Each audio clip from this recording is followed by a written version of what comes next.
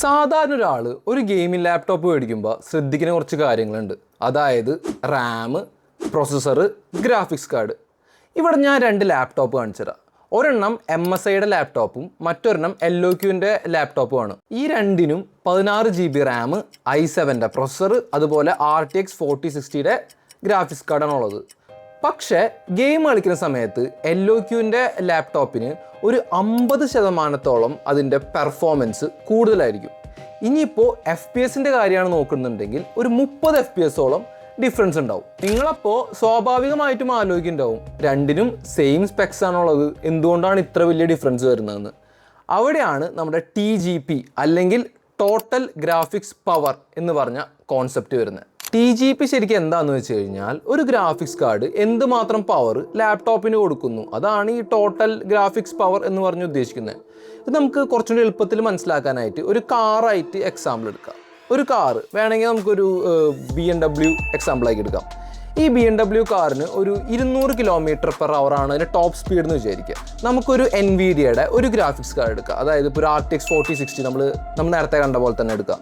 അപ്പോൾ അതിനും ഒരു ടോപ്പ് പവർ ഉണ്ടാവും.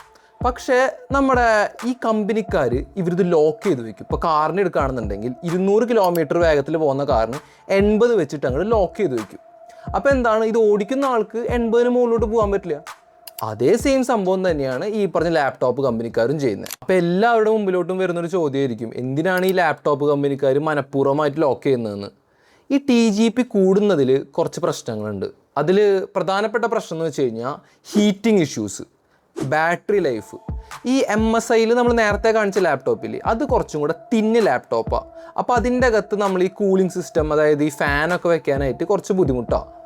ഈ ലെനോവയുടെ ലാപ്ടോപ്പ് എന്ന് വെച്ച് കഴിഞ്ഞാൽ കുറച്ചും കൂടെ തിക്കായിരിക്കും, കുറച്ചും കൂടെ വെയിറ്റ് ഉള്ളതാണ്. അതുപോലെ ഒരു ഗെയിമിംഗ് ലാപ്ടോപ്പ് മേടിക്കുന്ന എല്ലാവരുടെ മനസ്സിലോട്ടും വരുന്ന ഒരു വലിയ ചോദ്യമാണ് ഇന്റൽ എടുക്കണോ AMD എടുക്കണോ എന്നുള്ളത്. ഞാനിത് വേറെ രീതിയിലായിട്ട് പറയാം. അതായത് സിംഗിൾ കോർ പെർഫോമൻസ് വേണോ അല്ലെങ്കിൽ മൾട്ടി കോർ പെർഫോമൻസ് വേണോ. സിംഗിൾ കോർ പെർഫോമൻസ് എന്ന് വെച്ച് കഴിഞ്ഞാൽ ഏതെങ്കിലും ഒരു ടാസ്ക് വളരെ നന്നായിട്ട് ചെയ്യുക. മൾട്ടി കോർ പെർഫോമൻസ് എന്ന് വെച്ച് കഴിഞ്ഞാൽ അതായത് ഒരുപാട് കാര്യങ്ങൾ അത്യാവശ്യം കുഴപ്പമില്ലാണ്ട് ചെയ്യുക. നമുക്കിപ്പോൾ വല്ല ഗെയിമിംഗ് ഒക്കെ പോലത്തെ ഇൻറ്റൻസീവ് ടാസ്ക്കാണ്, അത് ഒരു ടാസ്ക് ആണെന്നുണ്ടെങ്കിൽ നല്ലത് ഇൻ്റലാണ്.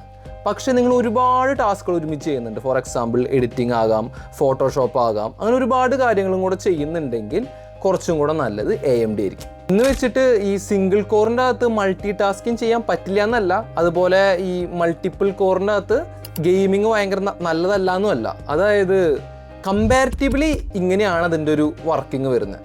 പക്ഷേ ഏത് ലാപ്ടോപ്പ് എടുക്കുകയാണെങ്കിലും ഏത് പ്രൊസസ്സർ എടുക്കുകയാണെങ്കിലും മിനിമം ഹെക്സാ കോർ, അതായത് 6 കോറെങ്കിലും ഉള്ളൊരു CPU നിർബന്ധമായിട്ട് എടുക്കണം.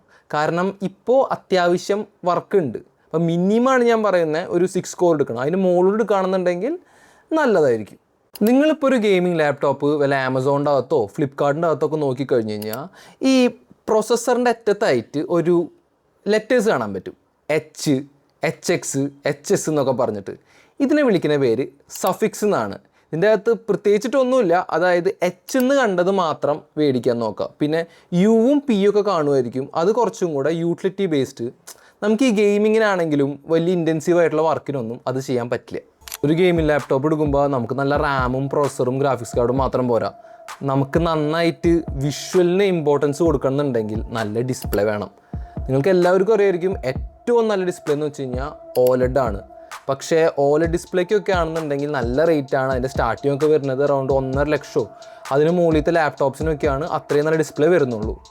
കുറച്ചും കൂടെ ബഡ്ജറ്റ് ലാപ്ടോപ്പാണ് എടുക്കുന്നുണ്ടെങ്കിൽ LCD തന്നെയാണ് നമുക്ക് മാർഗമുള്ളൂ. പക്ഷേ LCDയിൽ തന്നെ നമുക്ക് കറക്റ്റ് sRGB എന്ന് പറഞ്ഞിട്ട് നമുക്ക് കാണാൻ പറ്റും. അതായത് ഏറ്റവും നല്ലത് 100% sRGB ആണ്. അപ്പോൾ ഓരോ ലാപ്ടോപ്പിനും ഓരോന്ന് പറഞ്ഞ് എടുക്കണ്ടാവും. ചിലപ്പോൾ 60% ആയിരിക്കും, 80% 100% ആയിരിക്കും. പരമാവധി 100% എടുക്കാൻ നോക്കാം. ഈ 100% എടുത്തുള്ള ഗുണം എന്ന് വെച്ച് കഴിഞ്ഞാൽ കളേഴ്സൊക്കെ വളരെയധികം ആക്യുറേറ്റ് ആയിരിക്കും. നമ്മുടെ ഏറ്റവും അവസാനത്തെ കാര്യവും അതുപോലെ അധികം ആളുകൾ ശ്രദ്ധിക്കാത്തൊരു കാര്യവും VRAM ആണ്. അതായത് നമ്മളിപ്പോൾ ഗ്രാഫിക്സ് കാർഡിൻ്റെ ഒപ്പം തന്നെ 4GB, 6GB, 8GB എന്നൊക്കെ പറഞ്ഞ് കാണാൻ പറ്റും. ശരിക്കും ഈ VRAM കുറഞ്ഞാലുള്ള പ്രശ്നം എന്ന് വെച്ച് കഴിഞ്ഞാൽ ഇപ്പോൾ 4GB ആണ് നിങ്ങളുടെ VRAM എന്ന് വിചാരിക്കും. നിങ്ങളിപ്പോൾ ഒരു നല്ല ഒരു AAA ഗെയിമാണ് കളിക്കുന്നത്, ഫോർ എക്സാമ്പിൾ സൈബർ പങ്ക് ഒക്കെയാണ് കളിക്കുന്നത് വിചാരിക്കും. അതിൻ്റെ ടെക്സ്ചറിനൊക്കെ നല്ലോണം സൈസ് ഉണ്ടാവും. അപ്പോൾ നമ്മളിപ്പോൾ ഈ ഗെയിം കളിക്കുകയാണെന്നുണ്ടെങ്കിൽ ഈ 4 GB സ്റ്റോറിങ് ഫുള്ളായിട്ട് ബാക്കിയുള്ള സ്റ്റോർ ആവുക SSDയിലാണ്. അപ്പോൾ SSDന്ന് ഇതിനെ വലിക്കാനായിട്ട് കുറച്ച് ടൈം എടുക്കും. അപ്പോൾ FPSൻ്റെ ഡ്രോപ്പ് വരും. അതുപോലെ VRAM എഡിറ്റ് ചെയ്യുന്ന സമയത്ത്, അതായത് വീഡിയോ എഡിറ്റ് ചെയ്യുന്ന സമയത്തും നല്ല റോളുണ്ട്. അതായത് നമ്മളിപ്പോൾ ഒരു വീഡിയോ എഡിറ്റ് ചെയ്യുമ്പോൾ നല്ലോണം മോഷൻ ഗ്രാഫിക്സ്, അതുപോലെ ഒരുപാട് ഫിൽറ്റേഴ്സ്, അതുപോലെ കളർ ഗ്രേഡിങ്, അങ്ങനെ ഒരുപാട് കാര്യങ്ങൾ ചെയ്യുന്നുണ്ട്. അപ്പോൾ നമ്മളിപ്പോൾ ഒരു 4K വീഡിയോ ആണ്, ഒരുപാട് എഫക്ട്സ് ഒക്കെ ഉണ്ടെന്നുണ്ടെങ്കിൽ നല്ല VRAM ഇല്ലെങ്കിൽ നമുക്ക് ഈ പ്ലേ ബാക്ക് സ്പീഡൊക്കെ നല്ലോണം കുറയും, ചെറുതായിട്ട് ബഗ്ഗി ആവാൻ ചാൻസ് ഉണ്ട്. അപ്പോൾ പരമാവധി ഒരു 6 GB VRAM എങ്കിലും മിനിമം മേടിക്കാൻ നോക്കാം. വീഡിയോ ഇഷ്ടപ്പെട്ടു എന്ന് വിചാരിക്കുന്നു. വീഡിയോ ഇഷ്ടപ്പെട്ട് കഴിഞ്ഞാൽ ലൈക്ക് ചെയ്യുക, സബ്സ്ക്രൈബ് ചെയ്യുക. ശരി എന്നാൽ.